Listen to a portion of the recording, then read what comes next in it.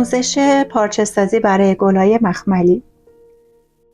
ما میایم لایه اول پارچه مخملی رو پرزش رو به سمت میز قرار میدیم. 2 لایه زانفیکس کوچکتر از سایز پارچه مخملمون میبریم و روش قرار میدیم. به این دلیل که این زانفیکس وقتی که ذوب میشه میز و اتو رو خراب نکنه.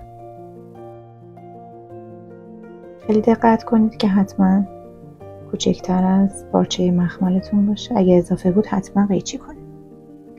و لایه بعدی مخمل رو پرزش رو به سمت خودمون قرار میدیم و روی زانفیکس ها میذاریم. بعد با اتوی داغ روی این پارچه میذاریم و برمیداریم. اتو رو نمیکشیم اول. به این شکل وقتی که یه مقدار زانفیکس همون ذوب شد میتونیم اتو رو روش حرکت بدیم.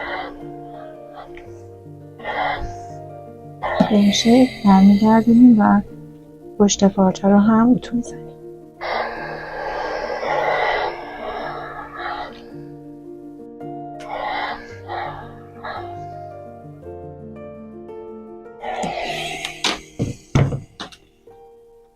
حالا این پارچه آماده است برای برش و اتو کشی این گل‌های زیبا.